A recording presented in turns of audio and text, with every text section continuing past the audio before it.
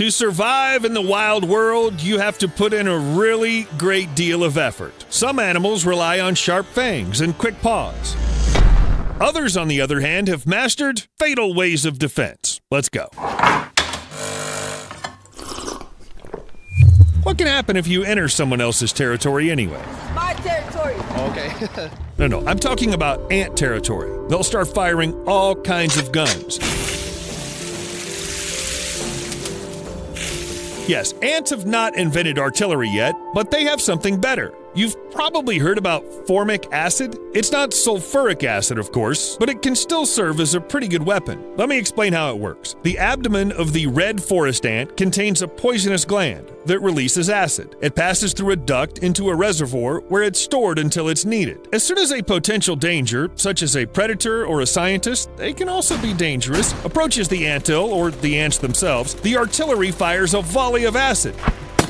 And you would be wrong to think that such tiny creatures are completely harmless. An ant shoots acid from a hole near the tip of its abdomen, which it can aim at the enemy. Now this, of course, is not sniper precision, but there are a lot of insects. The life of an individual doesn't matter. What matters is the survival of the entire colony. Ants behave as a single organism, which is able to resist the attack of any predator, even a bear. And the insects seem to be quite tiny, but in order to get to them, predators have to overcome a thick cloud of acid fumes, which corrode the mucous membranes. Well, who'd want to go any further in a situation like that? You better to find some more cooperative food. Horned lizards are definitely not suitable as such food. These guys have so many different defense mechanisms against enemies that they're less likely to be anyone's dinner. There are spikes, camouflage coloring, and quick zigzagging movements that confuse the enemy. Sometimes these lizards even swell up to appear larger and more impressive. But the best part is the ability to shoot their own blood. I have never seen a horny toad actually shoot blood out of its eyes, but it just totally shot blood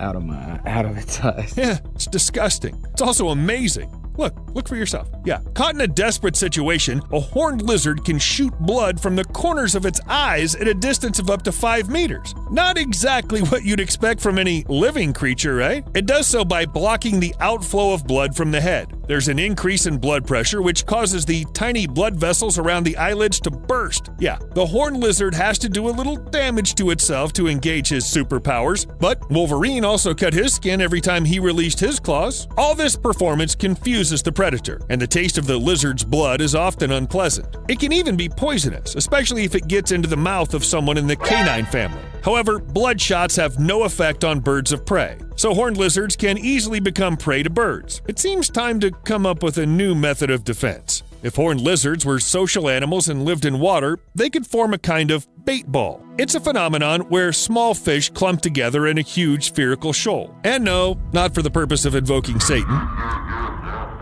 It's a last measure that small shoalers resort to when threatened by predators. This, for example, is how sardines act. This instinctive behavior is a defense mechanism because single individuals have a greater chance of being eaten than fish in a large group. If the same sardine bait ball can reach 10 to 20 meters in diameter and go down to a depth of 10 meters, can you imagine the size? A giant thing. But bait balls are short-lived and rarely exist longer than 10 minutes, soon disintegrating into separate individuals. However, you can't say that predators see a rotating wall of fish in front of them and just turn around and swim away. They too have adapted. Swordfish attack the shoals at high speed to kill or stun their prey. It then turns and returns to eat its catch. Other fish use their tails or attack strictly vertically, rotating on their axis and grabbing anything that swims by. And whales? Well, whales simply open their mouths sharply, getting close to the bait ball. Their hunting skills deserve a separate video, so if you want it, let me know. You know, I'm beginning to think that the smaller the creature, the more bizarre ways of defense it invents. The Kentish plover can hardly be called a large bird. In fact, they are no larger than a sparrow and weigh about 40 grams. But even in such conditions, they've learned to resist predators. Kentish plovers don't try to attack first or even camouflage themselves. They divert danger to themselves to save their young.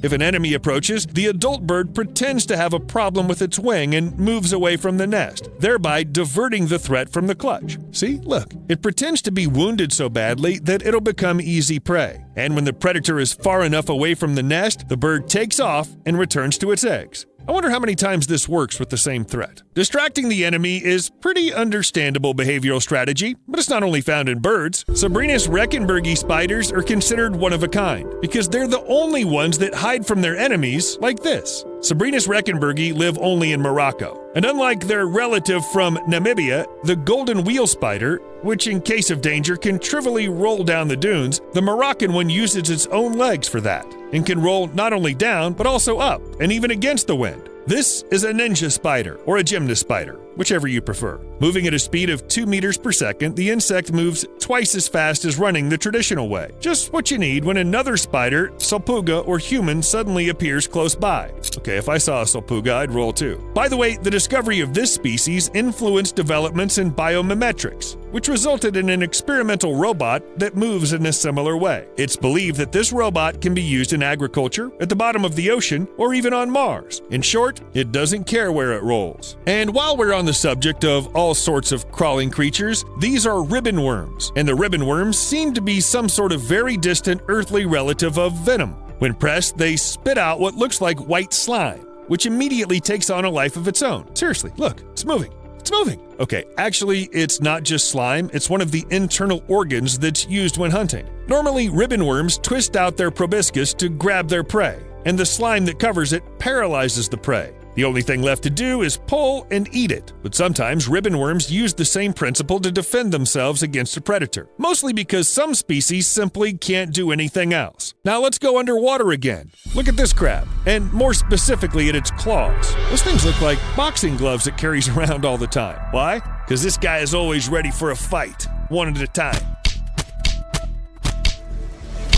Of course, as is usually the case with nature, this kind of crab couldn't have just appeared all by itself. Strictly speaking, this tiny creature is called Libia, and it holds in its claws actinia. That is, Libia just takes special corals and starts waving them around. And it even has a name. Mutualism. It's a form of cohabitation between different organisms, equally beneficial to both parties. Libia uses only 3 species of actinia, which apparently were selected in the process of evolution. While hunting, the crab freezes, blending in with the surrounding background. When its prey swims by, it grabs it with its unusual claws, and each of the animals proceeds to eat. Without the actinia, the crab would be doomed to starve to death. Its claws are too delicate, and it's unable to get food with them. In addition to getting the food, the actinia help the crab defend itself from its enemies. All the species living on the claws of the Libia are poisonous. However, in case the crab can't find a suitable actinia, it uses debris from other corals or sponges. It's not that cool, but it's better than nothing. Turns out to be kind of brass knuckles. While in one part of the world's oceans, small crabs are waving corals to repel fish attacks, elsewhere, in freshwater, there are electric eels. It's perhaps one of the most famous species used for intimidation. Sharks, piranhas, and electric eels. Choose which is more appropriate for your horror movie. But unlike the first two, eels are to truly be feared. The electric eel stuns its enemies and prey with an electrical discharge up to 600 volts.